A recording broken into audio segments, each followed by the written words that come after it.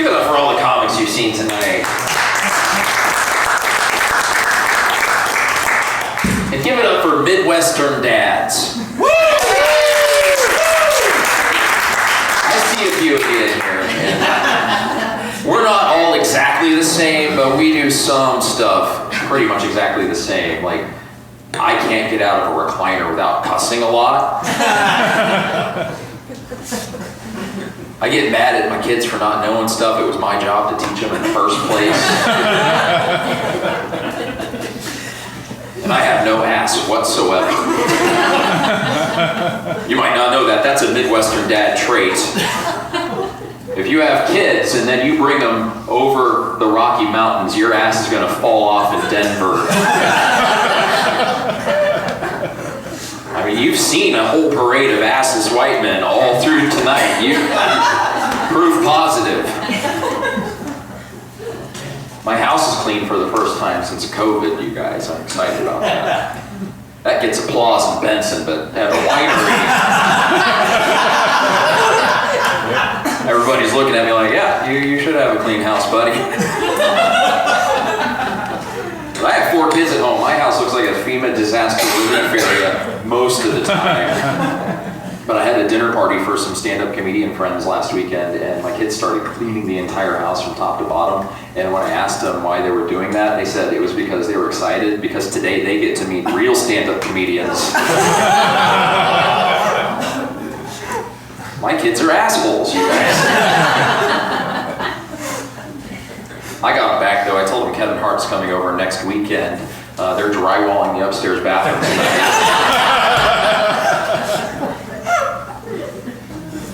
My kids think they're funny too. My youngest, he keeps coming up to me with these joke ideas. He's like, hey Dad, I got a joke. You gotta try this on stage. He says, what does my shirt say? And I said, SpongeBob SquarePants. And he said, nope. It says applesauce. That was my youngest son's joke, and you're all dicks for not laughing. He said the best part about that joke, Dad, is it works with any shirt that has words on it. Unless your shirt says applesauce, then you can't do comedy that way. He's officially the smartest of all my kids, that's for sure. I went to my 14-year-old daughter's room, asked her if she had a joke for me, and she stared me dead in my soul, just right in the eyes, and said, I don't know, Dad, your comedy career's kind of a joke, and slammed the door in my face. No way. Teenagers are savages. Teenage girls are the worst.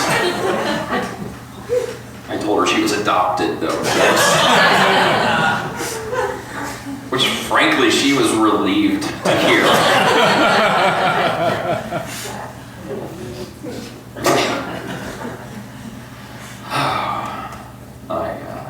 I see a few bearded guys in here. Not many. This is like, there's one bearded dude. In a Benson crowd, there would be beards galore. Like downtown Lincoln, Benson, there's beards everywhere. You guys are all like clean shaven and looking at me like I'm some sort of wilderness savage. Guys, you gotta shave these things off every once in a while. Because basically you gotta check and see how aging is going for you. Kind of count your chins like rings on a tree, you know? My wife had never seen me without a beard before, and I came downstairs beardless, and she looked at me and she said, huh.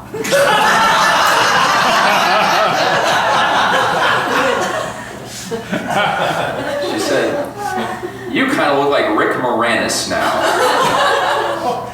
Right? I didn't know how to take that, but she's like, no. I happen to find Rick Moranis to be very sexy. That was not reassuring in the slightest. So if I did come downstairs and all of a sudden I looked like Jason Momoa, she wouldn't have had to say, I happen to find Jason Momoa to be sexy. That's understood. He's Aquaman. Aquaman can get anybody wet. Shit, I didn't mean to cause a groan in the audience. Never mind, go.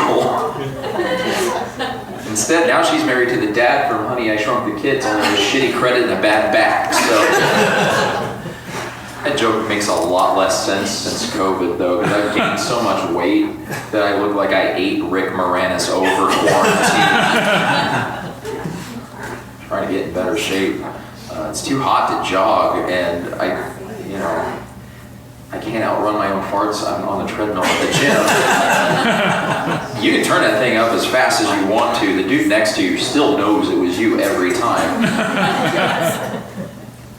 I'm only 40, but I kind of figure that every time I've used a piece of plain white bread as a hot dog bun, I've added at least a minute to my age. So I'm in white trash years. I'm at least 63, guys. I grew up white trash in Nebraska City.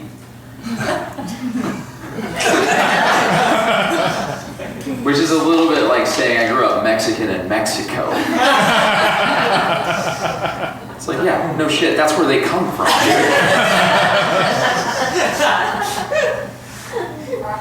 When you're a white trash dad from Nebraska City, sometimes your kids ask you weird questions like, Dad, why is Tom our cousin and our grandpa?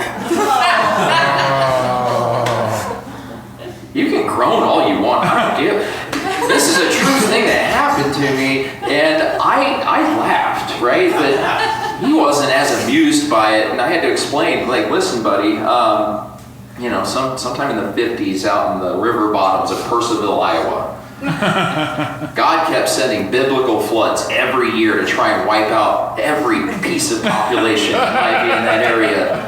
But the Blevins clan, they kept reproducing faster than God's will could strike them down. Two of these guys they had nicknames. One was Coyote and one was Slick. Because if you're not going to have health care, you might as well have badass nicknames. Coyote and Slick, they went over to Sidney, Iowa, and they found themselves a couple of farmers' daughters, and they married one apiece. I don't know if farmers' daughters are like the McRib, where if you get one, the extra one's only $1, so you might as well get it. So they had themselves a set of sons on each side, and those sons were double cousins. Right? One was Jim, he was my grandpa.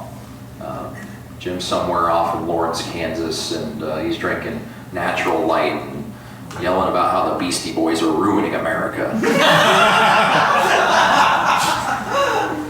He thought they were black. I didn't have the heart to tell him that they were white Jewish kids. Because frankly, that's probably worse. I don't know. Then there was Tom. He was my step-grandpa, and he didn't drink Natural Light. He drank Canadian whiskey, whatever was on sale, basically. And if he got enough of those Canadian whiskeys in him, he would tell me all about his alien abduction stories. It's like the Joe Rogan podcast, like way before Joe Rogan, and I was his only subscriber, but I was hanging on every word. So these double cousins, my grandma went and married both of them. Not at the same time. That would just be weird, right? I mean, no, she married him at different times. I don't know if she was part of some sort of Blevins reward program. It was like Radio Shack batteries. If you fill the Blevins punch card, you get a free Blevins at the end of it. I don't know why in God's name anybody would want a free Blevins at the end of anything. You guys have gotten to know one for a few minutes, like, yeah, I'll pass.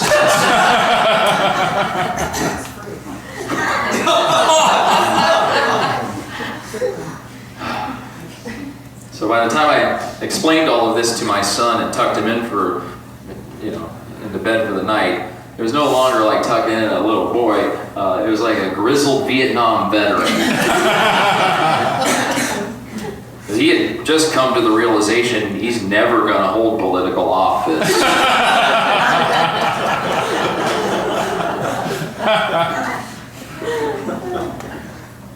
Does anybody in here ever have sex that was so good you figure it was worth the antibiotics you hoped you didn't need later?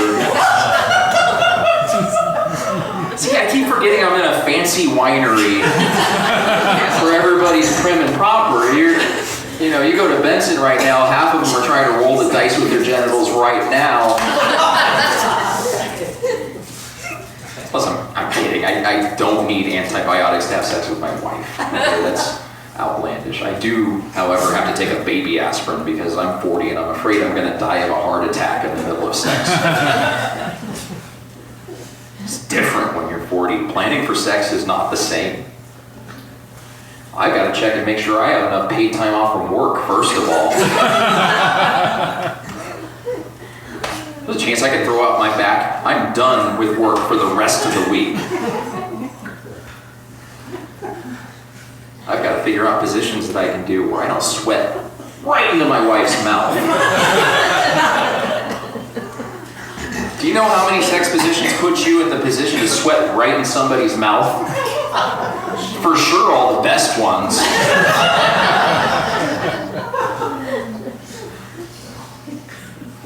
Anybody get vaccinated? Anybody got the COVID vaccine? Yeah. I got the Nebraska City vaccine. That's where you go to a gas station and just get COVID. That's what I did.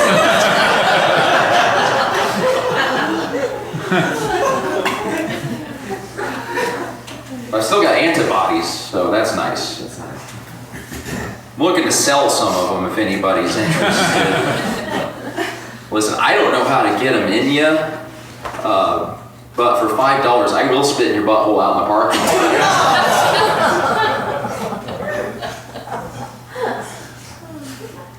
I don't know if it'll work. Matter of fact, I had an infectious disease expert come up to me after a show one time, which says everything you need to know about me as a person and a comedian. That infectious disease experts come to my comedy shows often enough to tell me that I'm wrong scientifically. You can't.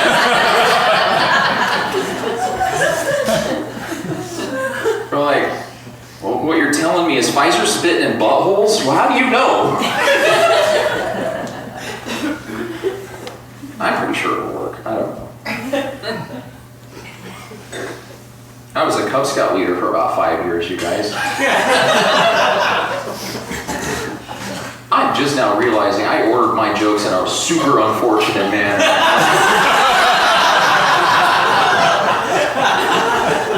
I think these things through before I just go halfway into a comedy set, you know? But you guys are looking at me like, yeah, even with the butthole spit, I still don't think you should have been teaching kids about pocket knives.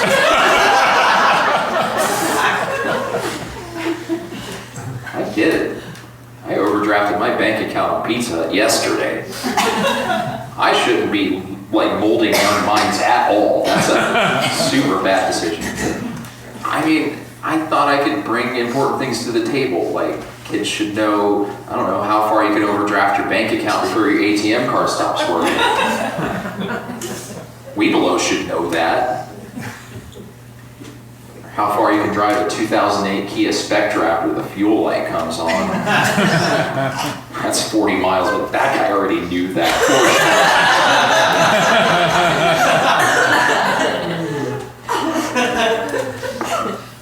But I made a mistake, though. I was a scout leader in Nebraska City. Has anybody in here actually been to Nebraska City? Oh, Yeah.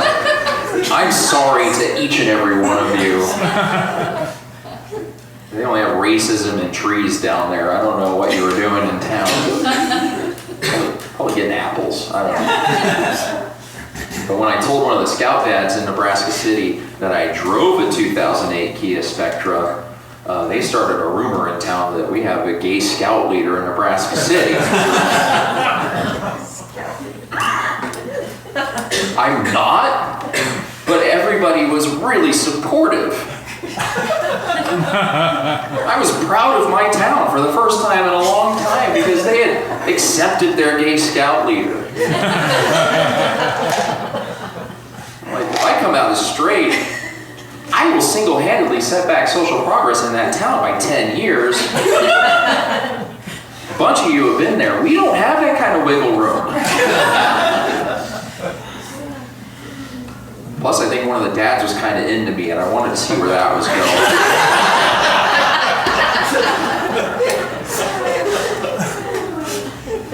I heard that guy going to work on cars.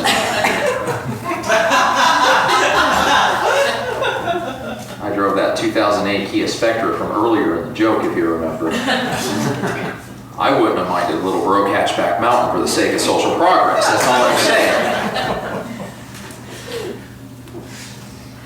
I was lucky to get here. My car started making a weird noise, and I don't know what you guys do, and these fancy winery people, you probably go get your shit fixed. I'm just pure white trash from Nebraska City. What we do is we just turn the radio up until you can't hear it anymore if your car starts making a weird noise on the highway. But it's hard to take it easy when you're afraid your transmission is about to be dust in the wind on a long and lonesome highway east of Omaha. One thing you can't fix, though, with your radio is if the muffler falls off of the bottom of the car and starts dragging on the ground. You can turn the Eagles up as loud as you want to, but that's not going to cover that sound. But my mom taught me, if she taught me anything in life, she taught me how to fix that. What she would do is she would drive through the trailer park and go over all the speed bumps until the muffler ripped out of the bottom of the car. And then she'd just leave it there. Don't do that in your own trailer park, by the way. You got to do that in a shitty trailer park across town. That's lesson number one. Lesson number two is if you leave a muffler in the shitty trailer park across town, the muffler fairy will leave you 100 Marlboro miles under your beaded seat cover.